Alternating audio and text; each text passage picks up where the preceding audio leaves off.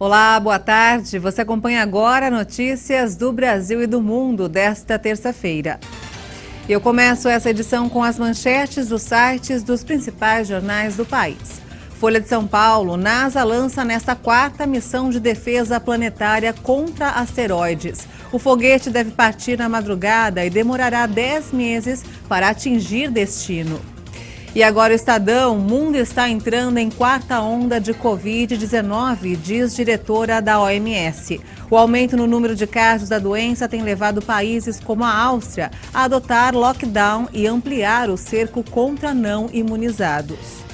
E agora o valor econômico com exterior negativo e expectativa por PEC dos precatórios, o dólar sobe até R$ 5,66. Investidores também acompanham o impacto da recondução de Jerome Powell ao cargo de presidente do Banco Central americano e a situação da pandemia de Covid-19. E agora o Globo. O Talibã pede às TVs afegãs para não transmitirem filmes com mulheres. Novas diretrizes foram enviadas aos meios de comunicação no domingo. Entre elas estão a de que os homens devem aparecer cobertos do pescoço aos joelhos e que as repórteres devem usar o véu islâmico. Um estudo da Universidade Federal de Minas Gerais promete abrir caminho para tratamentos menos agressivos contra o câncer de pele. A pesquisa identificou que a manipulação do sistema nervoso pode ser um caminho alternativo para o melanoma. O estudo, publicado por uma rede de pesquisadores de universidades brasileiras e colaboradores internacionais, apontou que a superativação dos neurônios sensoriais pode ser uma alternativa promissora para tentar bloquear o câncer de pele. A proposta vem para proporcionar uma qualidade de vida melhor, ao reduzir as doses de outras drogas que podem ser muito tóxicas para os pacientes. Testes realizados em camundongos com melanoma, que passaram por um processo de superativação dos neurônios sensoriais, tiveram uma redução significativa no progresso da doença, enquanto aqueles camundongos que tiveram os neurônios desativados apresentaram um avanço maior do melanoma. A manipulação do sistema nervoso dos animais foi realizada por meio da aplicação de drogas e modificações genéticas. O câncer de pele é o mais frequente no Brasil, segundo o Instituto Nacional do Câncer. É o tipo mais grave da doença, por sua alta probabilidade de provocar metástase, a disseminação para outros órgãos. As autoridades chinesas liberaram a importação de lotes de carne bovina brasileira que foram certificados antes do embargo do dia 4 de setembro. A informação foi divulgada hoje pelo país asiático. A decisão deve permitir que os carregamentos retidos nos portos chineses finalmente sejam liberados. Mas a suspensão das exportações da proteína do Brasil ao país asiático continua em vigor e já completou 80 dias. O Brasil suspendeu as exportações de carne bovina para a China após detectar 2 casos atípicos de doença da vaca louca. A carne que já estava nos portos continuou sendo exportada, mas a maior parte não conseguiu passar pela alfândega na chegada à China. Os casos da doença da vaca louca foram considerados atípicos por serem de um tipo espontâneo e não por transmissão no rebanho.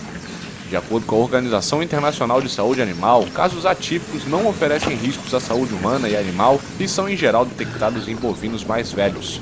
O Brasil é o principal fornecedor de carne bovina da China, atendendo a cerca de 40% de suas importações.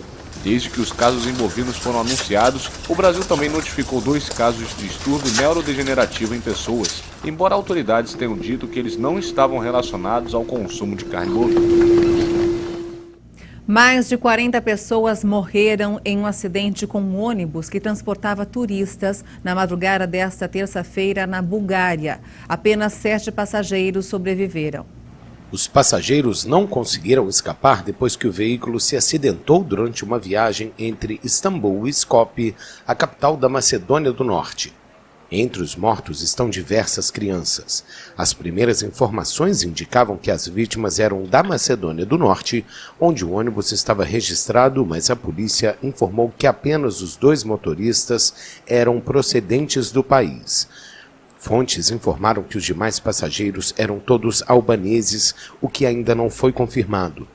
O primeiro-ministro interino da Bulgária, Stefan Yanev, compareceu ao local do acidente e se recusou a revelar detalhes sobre a nacionalidade das vítimas.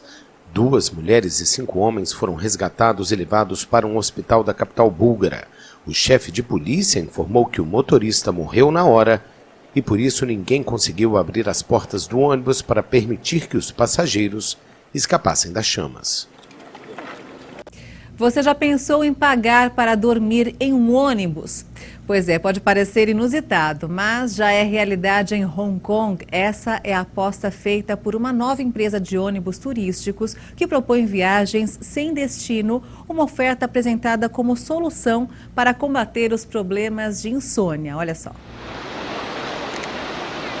Em um dia ensolarado, cerca de 70 passageiros, desde crianças a idosos, sobem em 2 grandes ônibus de 2 andares. Destino final, lugar nenhum. O primeiro é um ônibus silencioso, no qual as pessoas podem dormir. O outro, um ônibus clássico de turismo. A viagem de 85 quilômetros começa em um bairro animado da cidade, antes de percorrer as rodovias costeiras. Enquanto alguns aproveitam a vista, outros colocam protetores de ouvido e máscara nos olhos e mergulham rapidamente no sono por 5 horas, o tempo que dura a viagem. De acordo com o presidente e contratante da Ulu Travel, Frank Chu, os trajetos escolhidos têm o menor número de semáforos possíveis para reduzir as paradas, que podem despertar os passageiros.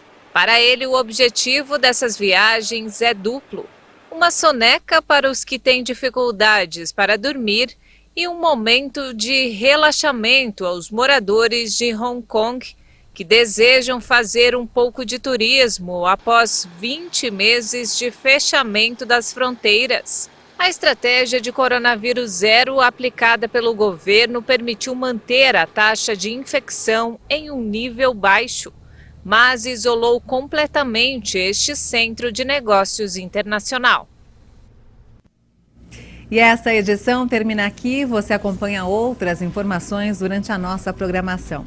E se quiser rever as nossas reportagens, é só acessar o canal HIT Notícias no YouTube. Obrigada pela sua companhia e até amanhã. Tchau.